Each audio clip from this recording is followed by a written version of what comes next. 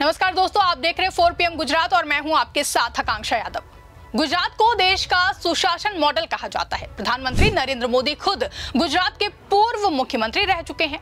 हर चुनाव में गुजरात की तारीफ करते हैं। वो कहते हैं कि गुजरात विकास, कानून व्यवस्था और नैतिक मूल्यों का प्रतीक है। लेकिन हाल ही में अहमदाबाद के शिलाज इलाके में हुई एक रेव पार्टी ने इस मॉडल की पोल खोल दी है। यहाँ शराबबंदी के सख्त कानून के बावजूद रसूखदार लोग खुलेआम शराब पीते पाए गए। पुलिस ने 25 अक्टूबर 2025 की रात को एक फार्म हाउस पर छापा मारा और 20 लोगों को गिरफ्तार किया। इनमें 13 विदेशी छात्र शामिल थे। वहीं बता दें कि जब्त शराब और नशीले पदार्थों की कीमत लाखों में बताई जा रही है। वहीं ये घटना सिर्फ एक पार्टी का मामला नहीं है। गुजरात में शराब पर पूर्ण प्रतिबंध 1960 से लागू है, लेकिन अमीर और प्रभावशाली लोग इससे ठेंगा दिखाते रहते हैं। रिपोर्ट्स बताती हैं कि ऐसी पार्टियां आम हो गई हैं। विपक्षी दल इसे बीजेपी सरकार की नाकामी बता रहे हैं। क्या यही है वो गुजरात मॉडल जिसकी देश भर में डंका बजाते हुए मोदी जी सुनाई देते हैं? आपको बता दें कि 25 अक्टूबर की देर रात अहमदाबाद रूरल पुलिस की भोपाल थाने की टीम ने शिलाज के जेफायर फार्म हाउस पर धावा बोला। ये इलाका शहर के पॉश इलाकों में शुमार है, जहां अमीर लोग विला और फार्म हाउस बनाकर पार्टियां आयोजित करते हैं। टिप ऑफ के आधार पर पुलिस पहुंची तो वहां हॉट ग्रैबर पार्टी नाम की रेव पार्टी जोरों पर थी। संगीत की धुनें, डांस फ्लोर और शराब की बोतलें बिखरी हुई थी। पुलिस ने मौके से 20 लोगों को हिरासत में लिया। इनमें 13 अफ्रीकी देशों के छात्र थे, बाकी 2 भारतीय थे।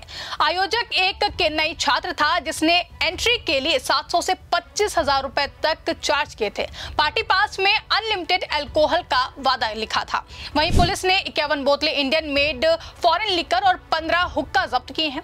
इनकी कीमत करीब 6 लाख रुपए बताई जा रही है। वहीं 2 बूटलेगर्स और फार्म हाउस मालिक मिलन पटेल को भी गिरफ्तार किया गया है। गिरफ्तार छात्र गुजरात यूनिवर्सिटी और अन्य कॉलेजों में पढ़ते हैं। वे एनआरआईज नहीं बल्कि विदेशी छात्र हैं। पुलिस के मुताबिक पार्टी में हुक्का के साथ नशीला धुआं फैलाया जा रहा था, जो गुजरात प्रोहिबिशन एक्ट 1949 के तहत गैर कानूनी है। इसके अलावा भारतीय न्याय संहिता की धारा 61 के तहत आपराधिक साजिश का भी केस दर्ज किया गया है। सभी को फिलहाल कोर्ट में पेश किया जाएगा। बता दें ये छापा बिना किसी हिंसा के संपन्न हुआ है, जहां पुलिस ने वीडियो रिकॉर्डिंग की जो बाद में मीडिया में जारी हुई है। वीडियो में डांस फ्लोर पर लोग नशे में झूमते दिखे। एक पोस्ट में कहा गया कि अगर आम आदमी ऐसा करता तो पुलिस उसे पीट कर थाने ले जाती, लेकिन यहाँ रसूख के कारण मामला शांतिपूर्ण रहा। यह घटना गुजरात पुलिस की सतर्कता दिखाती है, लेकिन साथ ही सवाल भी उठाती है कि ऐसी पार्टियां कैसे चल रही हैं। गुजरात में शराब पर प्रतिबंध की कहानी आजादी से पहले की है। 1930 के दशक में महात्मा गांधी ने गुजरात में शराबबंदी की मांग की, क्योंकि वे इसे सामाजिक बुराई मानते थे। 1948 में बॉम्बे प्रोहिबिशन एक्ट लागू हुआ, जो गुजरात को भी कवर करता था। वहीं 1960 में गुजरात अलग राज्य बना तो गुजरात प्रोहिबिशन एक्ट पारित किया गया। इसमें शराब की खरीद, बिक्री, भंडारण और सेवन सभी पर पूर्ण रोक है और उल्लंघन पर 7 साल तक की सजा और जुर्माना हो सकता है। बीजेपी 1995 से गुजरात में सत्ता में है। नरेंद्र मोदी के मुख्यमंत्री काल की अगर हम बात करें तो वो 2001 से 2014 में इसे सुशासन का हिस्सा बताया गया था, लेकिन 2023 में गिफ्ट सिटी में विदेशियों के लिए शराब की छूट दी गई। विपक्ष ने इसे दोहरी नीति कहा। कांग्रेस और आम आदमी पार्टी ने आरोप लगाया कि बीजेपी धीरे धीरे बंदी हटा रही है, फिर भी राज्य में शराबबंदी बरकरार है। वहीं गुजरात के इतिहास में कई काले अध्याय हैं। 2009 में अहमदाबाद के पास जहर युक्त शराब से 136 लोगों की मौत हुई।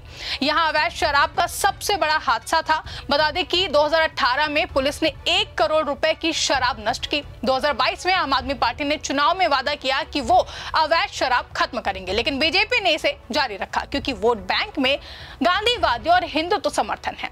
गुजरात में शराबबंदी एक कागजी शेर है। अमीर और प्रभावशाली लोग इसे आसानी से तोड़ते हैं। रिपोर्ट्स के मुताबिक अवैध शराब का कारोबार करोड़ों का है, राजनीतिक संरक्षण से चलता है, जो कि और 2017 की एक रिपोर्ट में कहा गया है कि बीजेपी शासन में बंदी फार्म नाटक बन गई है। मल्टी करोड़ नेटवर्क चलते हैं और हाल ही की घटनाओं में शिलाज वाली पार्टी एक कड़ी है। इससे पहले पहले अक्टूबर 2025 में ही एक वीडियो वायरल हुआ जिसमें नेता का बेटा पुलिस पर हमला करता दिखाई दिया। वो शराब पीकर गाड़ी चला रहा था। विपक्ष ने इसे अपने लोगों को बचाने का उदाहरण बताया। एक अन्य पोस्ट में कहा गया कि गुजरात में ड्राई स्टेट होने के बावजूद पार्टियां रुकती नहीं हैं। रेव पार्टियां अहमदाबाद, सूरत और वडोदरा में आम हो गई हैं। फार्म हाउस, क्लब और होटलों में होती हैं, जहां विदेशी छात्रों का शामिल होना नया ट्रेंड है। वे कॉलेजों के हॉस्टल से आते हैं, एंट्री फीस से आयोजक कमाते हैं, शराब राज्यों से तस्करी से आती है। पुलिस कभी कभी छापा मारती है, लेकिन ज्यादातर मामलों में रसूख बच जाता है। एक अध्ययन बताता है कि गुजरात में 40% युवा अवैध तरीके से शराब पीते हैं। इससे स्वास्थ्य जोखिम बढ़ते हैं।